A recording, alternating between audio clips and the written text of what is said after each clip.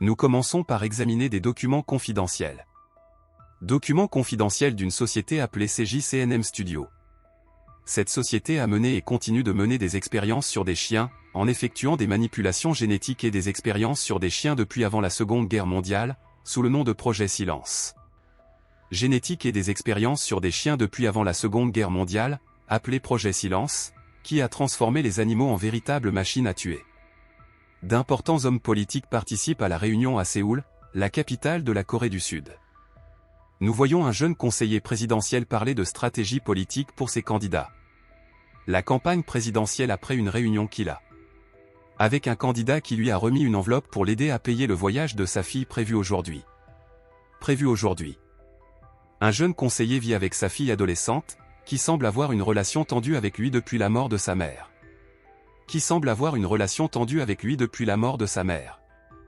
Ce qui le rend très malheureux, mais lorsqu'il apprend qu'un sondage électoral montre que son candidat est en tête, il est encouragé. Plus tard dans la voiture, ils entendent à la radio un avertissement sur l'approche possible d'un brouillard épais et la recommandation au conducteur d'être particulièrement prudent. Concernant l'approche possible d'un brouillard épais et recommandant au conducteur d'être particulièrement prudent. Après avoir fait le plein de la voiture, le travailleur vient payer, mais il commence à se comporter étrangement, ce qui éveille les soupçons de l'homme, qui pense qu'il s'agit d'un voleur de voiture et décide de partir sans payer. L'homme se met alors à hurler de colère. Pendant ce temps, une golfeuse professionnelle arrive à l'aéroport de la ville avec son assistante, sa sœur Miran, en vue d'une compétition de golf prévue le lendemain, et elle rencontre une femme âgée souffrant de démence qu'elle sauve. Le mari de la femme, Byung-hak, remercie les deux jeunes femmes et poursuit son chemin avec son épouse. Deux gardes surveillent la circulation sur le pont Yingchang. Commente l'épaisseur du brouillard cette nuit-là, rendant presque impossible de voir quoi que ce soit. YO radore pendant que son assistant conduit la voiture jusqu'à leur destination. Il traverse alors le pont et Miran commence à s'inquiéter du brouillard qui bloque sa vue. Miran est nerveuse et YO lui dit de se contenter de conduire. À ce moment-là, un conducteur extrêmement imprudent conduit une Camaro, se faufilant entre les voitures sur le pont, effectuant des manœuvres risquées. Au volant de sa voiture, Jong-won est surpris par un convoi de véhicules militaires qui lui font signe de s'écarter. Kyu-min regarde l'un des véhicules et voit à travers une petite fenêtre le visage de ce qui ressemble à un chien effrayant avec des yeux rouges.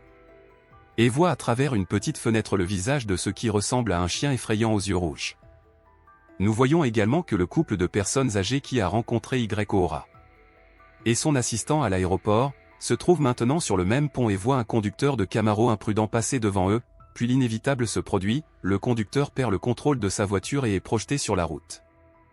Un chauffeur de bus avec un couple de personnes âgées à bord tente d'éviter une collision avec la voiture d'un conducteur imprudent, mais une autre voiture apparaît rapidement et ne peut l'éviter. Une douzaine de voitures entrent en collision sur les lieux, mais le pire reste à venir lorsqu'un camion-citerne devient incontrôlable, tombe en panne et se renverse. Les gens sortent précipitamment de leur voiture, paniquent et courent pour sauver leur vie. En conséquence, une voie du pont est complètement bloquée et YO et sa sœur sont également impliqués dans ces collisions. Même une des voitures de patrouille n'échappe pas à l'accident, car le policier ne voit pas le tracteur qui se trouve devant lui et perd une partie du toit de sa voiture. Jo Park se fait réprimander par son patron qui exige le paiement du carburant que Jong-won a reçu plus tôt, mais ils sont interrompus par la nouvelle de l'accident du pont, et Jo se souvient alors que Jong-won doit être la car c'est le seul moyen pour lui de se rendre à l'aéroport. Jo a donc décidé de s'y rendre pour récupérer l'argent. Jo est en fait un conducteur de dépanneuse, et il monte dans sa voiture pour essayer de trouver Jong-won. Il roule sur la voie encore libre menant à l'aéroport et voit l'accident qui s'est produit, un convoi juste devant lui, lorsqu'une distraction causée par un autre accident derrière fait que le chef du convoi entre en collision avec quelque chose devant lui, provoquant l'accident du reste du convoi. Le conducteur sort rapidement pour vérifier le chargement de son véhicule, craignant qu'il n'ait été endommagé par le choc. Kyu-min s'inquiète d'une voiture qui s'est renversée derrière eux et tente de sortir pour les aider. Son père ne la laisse évidemment pas faire et lui demande d'attendre dans la voiture pendant qu'il va vérifier lui-même. Jong-won arrive et voit deux soldats traîner un homme, qui s'avère être le Dr Yang, le chercheur en chef en charge des expériences militaires sur les maladies infectieuses. L'homme est légèrement blessé à l'épaule. L'un des soldats a tenté de contacter le chauffeur du camion transportant la cargaison, mais n'a reçu aucune réponse. Lorsqu'ils se sont approchés du camion, le soldat a été choqué par ce qu'il a vu, la porte du camion était ouverte, et il a ordonné à un autre officier de bloquer immédiatement tous les signaux radio dans la zone. Il a regardé à l'intérieur et n'a vu que le corps sans vie du conducteur. Jong-won conduit le Dr Young à sa voiture, en parlant à quelqu'un au téléphone, mais il est bientôt interrompu par une perte soudaine de signal sur son appareil, causée par les soldats du convoi pour une raison secrète. Il s'aperçoit rapidement que toutes les personnes à proximité semblent également ne pas pouvoir obtenir de signal sur leurs appareils, puis il remarque que sa fille n'est plus dans la voiture et commence à crier pour la retrouver. Sa fille n'est plus dans la voiture et se met à hurler pour la retrouver. Kyu-min avance prudemment car elle a vu quelque chose d'inhabituel, un chien qui se cogne la tête contre les parois protectrices du pont. Elle est troublée par ce phénomène, mais pas assez effrayée pour s'en aller. Elle attire l'attention du chien et lui offre des biscuits. Le chien corso en boîte ne réagit pas, semblant vouloir attaquer la jeune fille, montrant qu'il accepte ce qu'elle lui offre, mais lorsque son père arrive, l'animal sent le danger et s'en va rapidement, disparaissant dans le brouillard. Ensuite, on voit les chiens s'approcher des personnes accidentées, tandis que les soldats s'approchent du Dr Young et lui disent de commencer le protocole car ils ont peu de temps avant l'arrivée de l'hélicoptère. Entendant une partie de la conversation, Jong-won demande de quel protocole il s'agit et quel type d'hélicoptère volerait dans ces conditions météorologiques pour les secourir. Il leur demande également de rétablir le signal du téléphone portable, sachant qu'ils sont en train de le faire, mais les soldats le retiennent et le menottent au volant de leur voiture. À ce moment-là, Joe Park arrive également sur les lieux dans sa dépanneuse avec son chien. Pendant ce temps, le soldat enfile sa combinaison anti-morsurée. Ordonne au Dr Young de commencer le processus, puis l'homme appuie sur un bouton qui fait que les chiens, qui semblaient amicaux jusqu'à présent, deviennent féroces et retournent dans le camion d'où ils venaient. Les chiens reviennent en trombe et attaquent le soldat qui, grâce à sa combinaison, évite d'être mordu par l'homme, qui se défend alors que les chiens s'en prennent à lui l'un après l'autre. Cependant, l'un des chiens dont le nom de code est E9, le même que Kyu-min a vu plus tôt, se retient et ne s'approche pas du soldat, gardant une distance pour simplement l'observer. Voyant cela, le Dr Young décide d'activer le processus en appuyant à nouveau sur le bouton et tous les chiens qui ont cessé d'attaquer le soldat sont dans le camion. C'est alors qu'un hélicoptère cargo militaire arrive et apporte un autre conteneur qu'il dépose sur le pont. Les soldats commencent à déplacer les chiens dans le nouveau conteneur, et une fois tous les chiens à l'intérieur, le conteneur commence à s'élever. Cependant, le Dr Young se souvient du chien disparu et voit sur son radar qu'il se tient toujours au même endroit. Il envoie un soldat vérifier, mais lorsque le soldat atteint l'endroit, il ne trouve qu'une puce de contrôle gisant sur le sol, indiquant que le chien n'est plus sous leur contrôle. Nous voyons que le chien est en fait au sommet. Le conteneur s'élève et, d'un bond, il parvient à entrer dans l'hélicoptère et à tuer un soldat, ce qui fait retomber le conteneur sur le pont. Grâce à son incroyable agilité et à son intelligence, le chien parvient à renverser un autre soldat et, avant de sauter, il tue le pilote de l'hélicoptère. L'hélicoptère perd le contrôle et s'écrase sur le pont, s'en mêlant dans les câbles de soutien. Le Dr Young est choqué de constater que les chiens sont incontrôlables en raison d'une perte de communication avec leur puce de contrôle. Les chiens deviennent alors furieusement agités, brisant bientôt la porte du conteneur et attaquant tous ceux qu'ils voient devant eux. La panique s'ensuit et tout le monde court pour échapper aux bêtes féroces, qui attaquent tout ce qu'elles voient. Ora, voyant que sa sœur est en danger, prend un club de golf et frappe l'un des chiens de toutes ses forces, sauvant ainsi sa sœur de la mort. Tout le monde court pour éviter d'être attrapé par les monstrueux chiens mutants. Le soldat qui conduit le camion est tué par un chien. Joe Park est poursuivi par l'un des animaux tandis que Jong-won, sa fille et le médecin montent dans une voiture de patrouille pour s'échapper. Mais la voiture est coincée sur le crochet d'une dépanneuse. Joe Park, qui se cache à proximité, les voit s'éloigner. Jong-won ne veut pas s'arrêter pour le récupérer, mais sa fille tire le frein à main de la voiture, ce qui permet à l'homme de les rejoindre et de s'enfuir. Joe sort de sa cachette et court désespérément vers la voiture, poursuivi par l'un des chiens modifiés. Heureusement, il parvient à sauter dans le coffre de la voiture juste à temps et ils s'en vont. Ora, sa sœur et quelques autres réussissent à monter dans un bus avec un couple de personnes âgées cherchant à s'abriter des chiens. Jong-won et les autres avancent lorsqu'ils sont forcés de s'arrêter à cause de la chute de la carcasse d'un hélicoptère en flammes, créant un mur de feu devant eux. Leur voiture est touchée et Jong-won est incapable de la redémarrer lorsqu'un des animaux les plus muselés saute sur le capot de la voiture. À ce stade, le conseiller, qui est déjà au courant de la situation sur le pont, demande à ses conseillers comment ils peuvent secourir les personnes, mais ils lui répondent que c'est impossible par bateau, car il y a 70 mètres entre la mer et le sommet du pont, et même s'ils essayaient, la marée est basse, donc les bateaux ne peuvent pas arriver, et le survol de la zone est également impossible en raison de l'épais brouillard. Pendant ce temps, Jong-won et les autres sont effrayés par l'énorme chien sur le capot de la voiture. Dans le bus, les gens voient la voiture entourée de chiens mutants et se demandent comment ils peuvent les aider. Jong-won, l'une d'entre elles, crie au Dr Young, exigeant de connaître les raisons de cette situation. L'homme explique alors qu'il s'agit de chiens génétiquement modifiés que les États-Unis et les pays d'Europe occidentale ont commandés pour les rendre mortels en temps de guerre. Une puce implantée dans leur tête les fait obéir, mais ce contrôle a été perdu.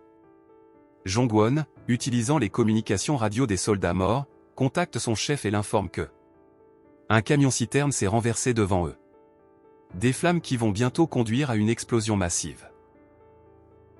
À ce moment-là, il y a une explosion plus loin et les chiens disparaissent pendant un bref instant, ce qui leur donne l'occasion de sortir de la voiture, ils sortent et courent jusqu'à ce qu'ils atteignent le bus. Le conducteur fait rapidement marche arrière pour s'enfuir. Lorsqu'un gros hélicoptère militaire se détache des câbles du pont et s'écrase sur un réservoir de carburant, provoquant une explosion massive. Celle-ci déstabilise et détruit certains points du pont, ce qui rend la fuite impossible. E9 semble maintenant être le chef de tous les chiens. Jong-won se lève pour parler à tous les passagers du bus, leur disant qu'il a réussi à contacter les autorités et que s'ils suivent attentivement les instructions, ils seront bientôt sauvés. Les gens posent des questions sur les horribles chiens tueurs et sur la raison de leur présence. Jong-won, en bon politicien typique, ment et tente de changer de sujet en disant qu'il y a eu une épidémie de rage, même s'il sait déjà que c'est le gouvernement qui est à l'origine de tout cela. L'équipe du SWAT se prépare à entrer sur le pont, et bientôt elle arrive et commence à inspecter la zone. Cependant, les rayons de leurs lampes de poche sont vus non seulement par les gens, mais aussi par les chiens mutants. L'officier du SWAT entre dans le bus et demande à tout le monde de descendre, en disant qu'ils n'ont pas vu de chiens jusqu'à présent, et qu'il semble qu'ils se soient tous échappés. Jong-won, cependant, demande à tout le monde d'attendre et contacte le commandement. Baek-Hanan Baek lui dit que puisque ils ne savent plus où sont les chiens, ils devraient aller avec l'équipe SWAT et que tout ira bien. Le chef de l'équipe des forces spéciales affirme qu'il ne faut que 30 minutes pour atteindre le site d'évacuation. Tout le monde marche alors prudemment à travers les centaines de voitures détruites, voyant les corps des personnes tuées par les chiens mutants. Le docteur Yan aperçoit l'un des chiens qui se cache à proximité et, sous le choc, il se heurte à l'alarme d'une voiture, ce qui provoque un bruit assourdissant. Heureusement, Joe parvient à arrêter la voiture et ils continuent tous à rouler dans le brouillard épais, puis une autre alarme de voiture se déclenche plus loin. Les officiers partent vérifier pendant que les civils attendent. Les officiers ne voient aucun danger. Ils leur disent de continuer à rouler. Puis d'autres voitures se mettent à crier et nous voyons les chiens qui ont provoqué ces cris. Les chiens commencent à attaquer. Miran reçoit accidentellement une balle dans la jambe par l'un des soldats qui se défendait contre les chiens. Grand-mère est mordue par un chien et tombe, un autre chien attaque Kyung-min, mais son père parvient à la sauver.